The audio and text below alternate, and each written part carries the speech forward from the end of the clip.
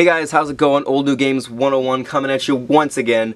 Today I'll be doing a deck profile of my Ghostrick deck. This is probably the most updated one I've seen on YouTube, and I play it a little differently than most people play it.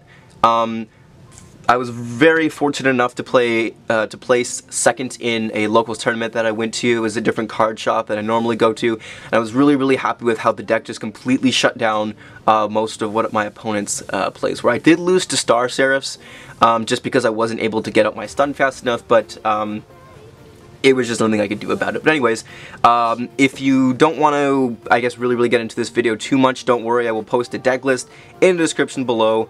And without further ado, let's get right into it.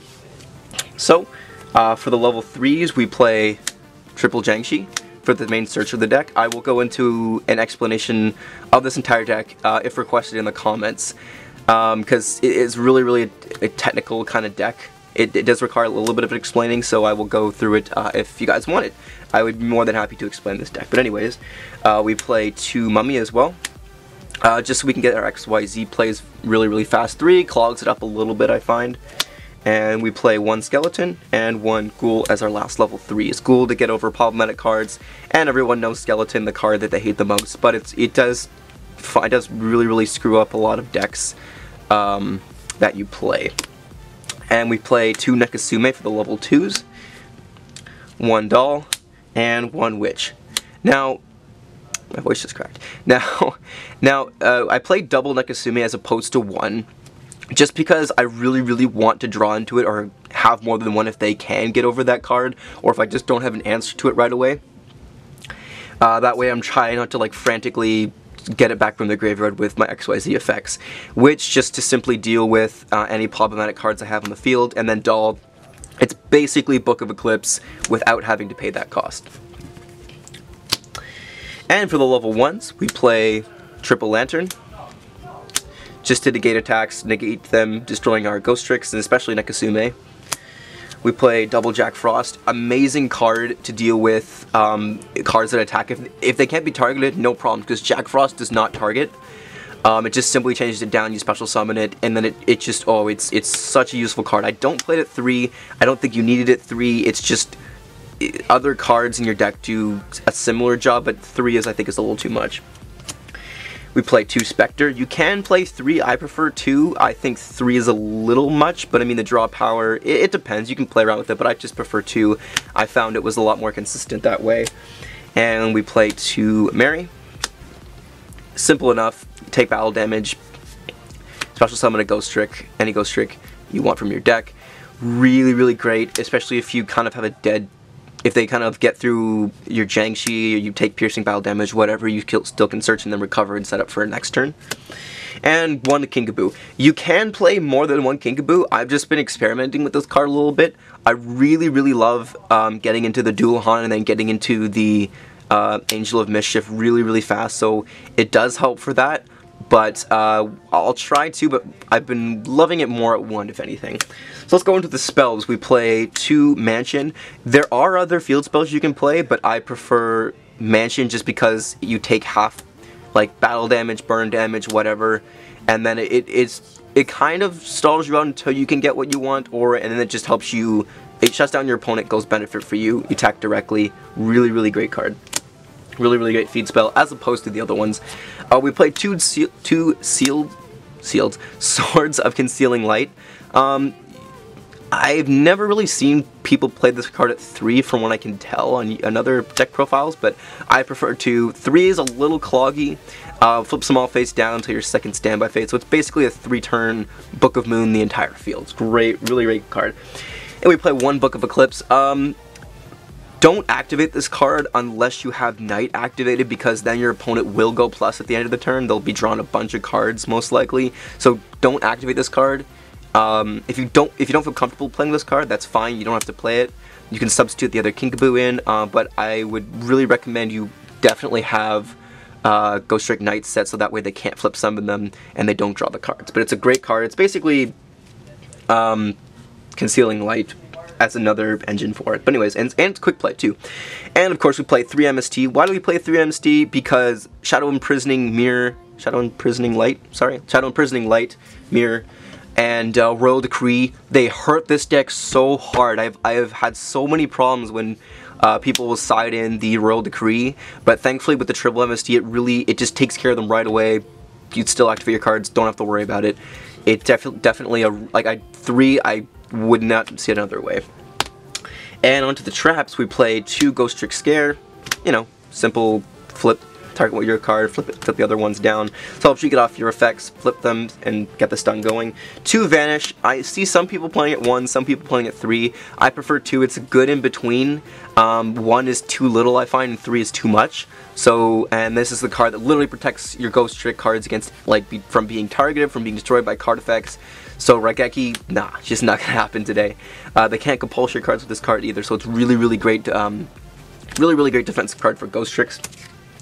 1 Break. That was the new support card that came with, I think it was World Superstars, something like that. Break. Essentially, they destroy one of your Ghostricks, you special summon 2 more, and they can be XYZ monsters too, so then the following turn, you can go into 2 more Angels. It's really great card. Any more than 1, I think, is a little too much, because you just don't need it.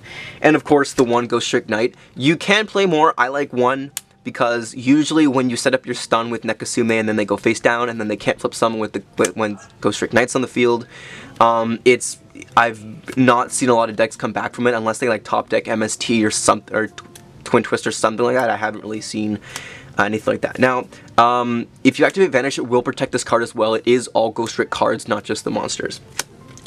And we play 1 Torrential for the other, just really good. I play Torrential, I activate it, and then as soon as I activate Torrential, I chain Vanish, so my Ghostricks are protected, destroys all their cards. It's basically like Raigeki, but not really.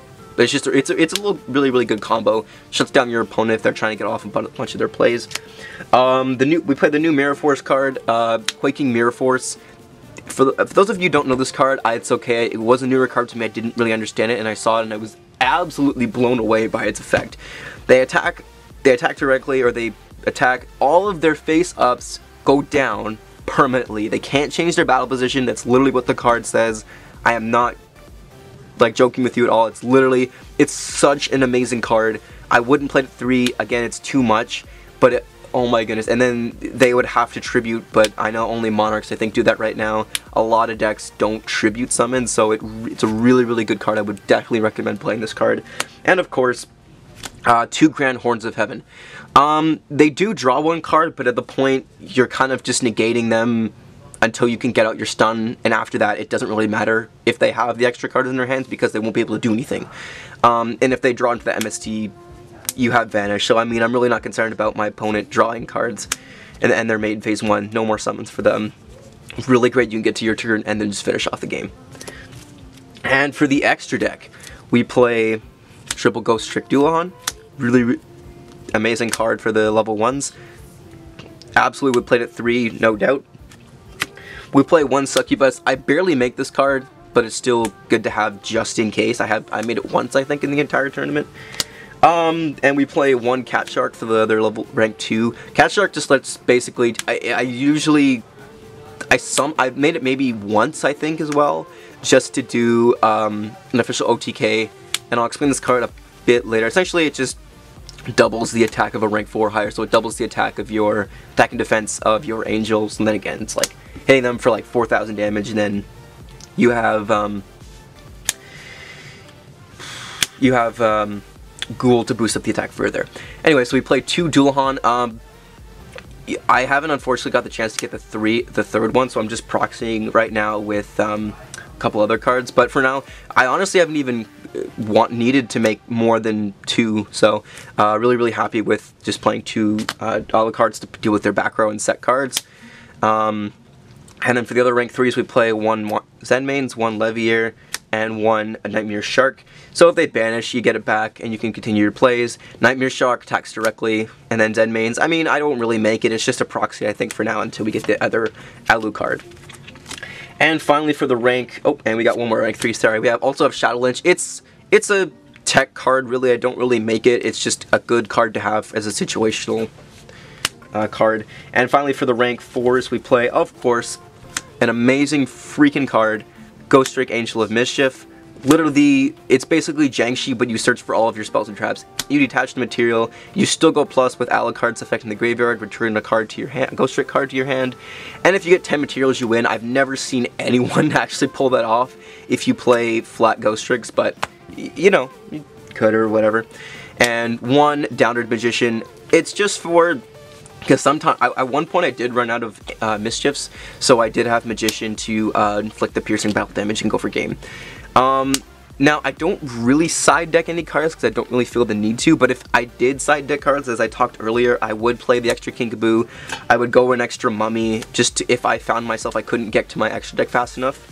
And of course, just some standard cards, like 2 Maxi, 2 Veilers, Imperial Iron Wall, just in case I'm versing, you inverse, like, verse Infernoids or anything like that.